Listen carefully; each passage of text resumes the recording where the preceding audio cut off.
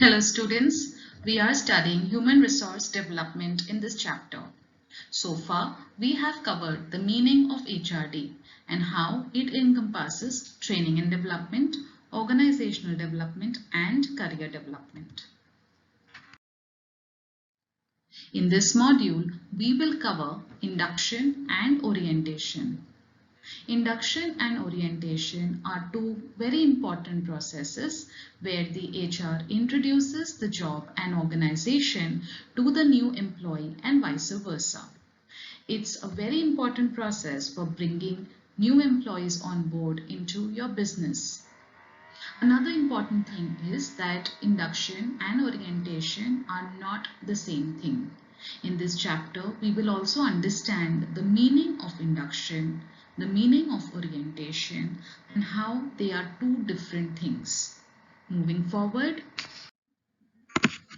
we will first speak about induction.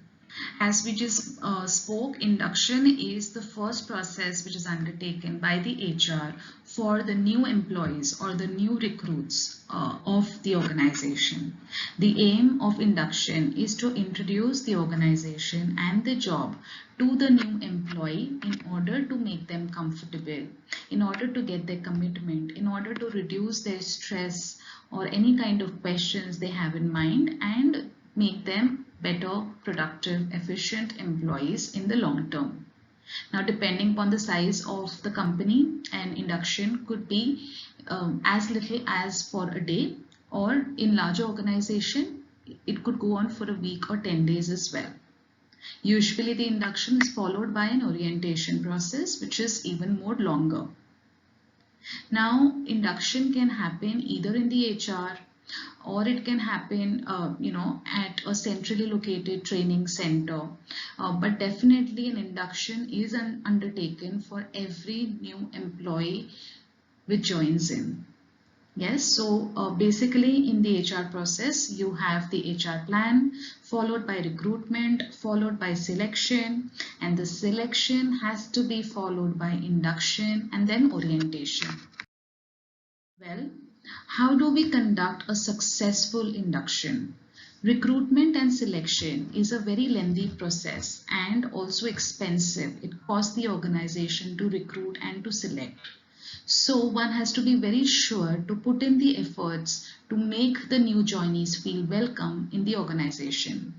They should be put to ease quickly, their questions should be answered, and they should be inducted into the organization by sharing as much information as possible. Hence, effective induction is crucial. The following points should be considered in order to ensure a successful induction. You can read the points for yourself. It should be properly planned, systematically planned. You need to have a checklist for induction so that all the points are covered comprehensively. There should be an induction booklet which is given to the new employee so that he can refer back to the booklet in case required. Anyone who's promoted or transferred should also be inducted. He should be considered to be a new employee for that particular position or for that particular department. So even for people who are promoted or transferred, they have to be inducted. And last but not the least, the aim should be for the HR to give a very clear picture of the organization, to make things very transparent, to answer all the questions before the employee asks and give as much information as possible so he's quickly familiar, quickly comfortable, reduces his anxiety, reduces any kind of confusion that a new employee might have in mind, so that he can put all his positive energies in performing the job. So it is very important to undertake induction and also to undertake it successfully or in a good way. Now, who all are involved in induction? Well, obviously there is the HR which is involved. So usually the HR department inducts new joinees. Within the HR, you may have the training and development department, which will further dwell into the technicalities in undertaking the induction program. Apart from that, you have the members of management. So all your managers, line managers, HR managers, general managers, they will be there as well. And if you have certain experts in the specific field, you may have them as the part of the induction team preparing the induction. Well, just to reiterate, members of HR, why? To help prepare a welcome letter for the newly hired member.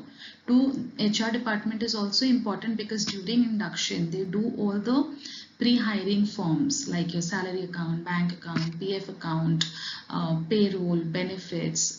The HR also explains the rules to the new joinees. The HR gives them the employee handbook.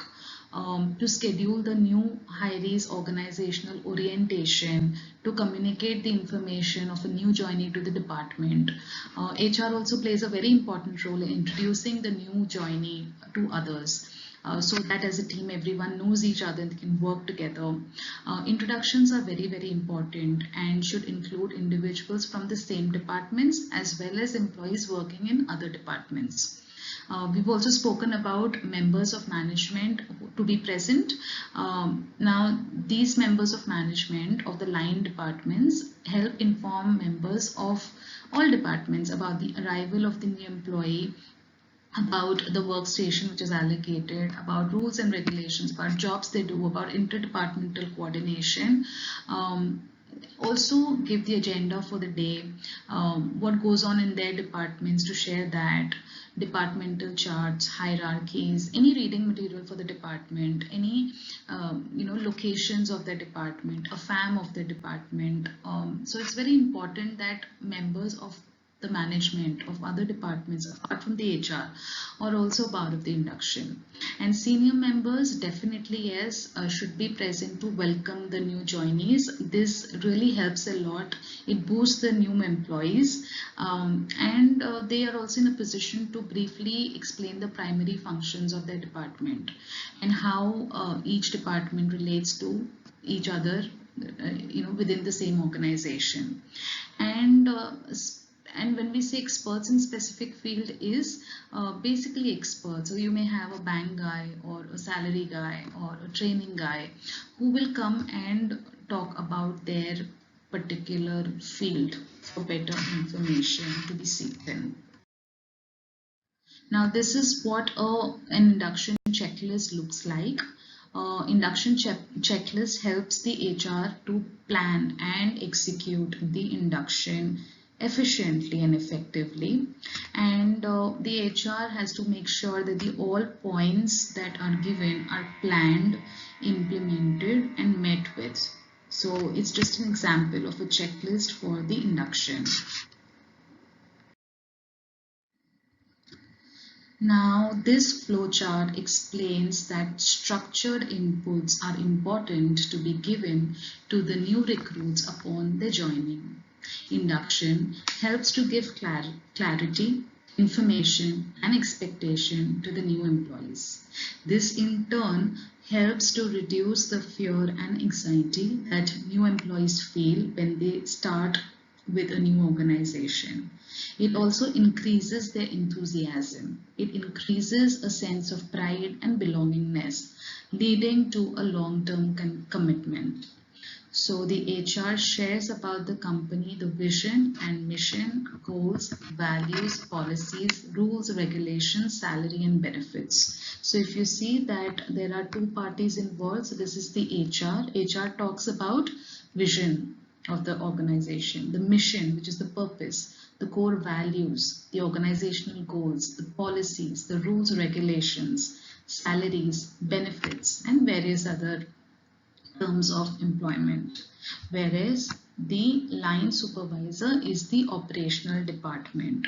Okay, so operational department is also known as the line department, and the line department shares job related information like the location of the job, the machines they have, the processes that are used, the jobs that are done, the tasks that are done, introduction to the team, to the hierarchy and the role of the new employees. And together the HR And together the HR and the line supervisor give an effective induction, which in turn leads to a reduction of anxiety in the minds of the new employees, and that is the objective met of a successful induction. Now this shows pictorially the various steps in staff induction, which include welcoming the new employee to the organization, explain them about the company, like mentioned in the previous slide, more about the company, detailed information about the company, the vision of the company, the mission of the company, the top management, everything possible about the company. The departments are also shown, the location of the departments is also shown, so maybe a tour of the organization physically is undertaken. Another thing is that company's manual is given to the new recruit. It could be in the form of a small handy employee handbook, details about the extent of the union if it's there in the organization, details about salary, pay, benefits, holidays, leave, etc. is given. Emphasis is on the rules and regulations, on punctuality and attendance. Also explaining about the future training opportunities and the future career prospects within the organization. An induction should also help clarify doubts if there are any in the mind of the new recruit. You can take the employee for a guided tour, and trainee is also given an orientation test which is followed after the orientation. Okay, so these are the various things that are included during the employee induction process. Now we come to job orientation. Well, job orientation is a process for giving new employees important information about their individual department, where they would be working, their workspace, the equipment they'll be using. Yeah, so an induction is again a part of the introductory stage for a new employee. The orientation basically typically follows the induction. It is conducted by the line department. So if you've joined F&B service, your orientation will happen in F&B service and not in the HR. And it is undertaken in the allocated department that the employee is selected for. It is usually longer than the induction process. So the aim of orientation is to familiarize the new employee to the workplace or to the department or to the section, so as to enable him to perform his job or task better. So here we've said that orientation is followed by induction. Orientation is usually longer than induction, and orientation takes place at the department that the employee is selected for. Okay, so this is more job specific, the orientation process. Going further,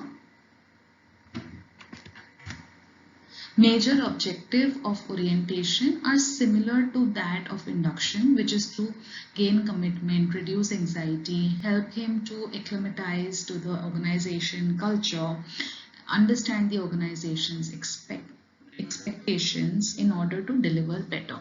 Okay, to the next slide, which is what we've been talking about. Induction and orientation are two different processes. It's not the same thing. Hence, the two terms cannot be used interchangeably. Now, we all know that induction refers to the process of introducing a newcomer to the company and to the work environment. Orientation, on the other hand, is a well-designed program which aims in reorganizing a new employee and making him accustomed to his department, to his role, and to the work culture. So please understand the fine difference between induction and orientation. Now, what are the problems faced during orientation? Well, at the shop floor, everyone is too busy. So, one does not get time for the new employee to tell him on the job. There is too much information all around, which is given too much, too soon, too fast, and it becomes a problem for the new recruit to keep pace with. Overloaded with paperwork is orientation. Apart from it happening informally on the job, you also have to do a lot of paperwork for it, and this is a continuous process, so sometimes it becomes more difficult to keep up with that paperwork. Sometimes during orientation, the new recruit is given menial tasks to do. Because they are not full-fledgedly into the work yet, so they're given menial tasks to probably photocopy or probably pick up stores and things like that. Is sometimes a risk during the time that a new employee is undergoing orientation, which should not be the case. And employee sometimes is thrown into action too soon, which means that if you're short-staffed, if you're too busy, the employee does not get time to get comfortable or to settle down, and he's thrown into the whole circus of operations, and that could be a little overwhelming for a new recruit. And wrong perceptions of employees. If employees don't have the correct feelings and emotions for the organizations, they in turn might pass on the same information to the new recruits, which is not desirable at all.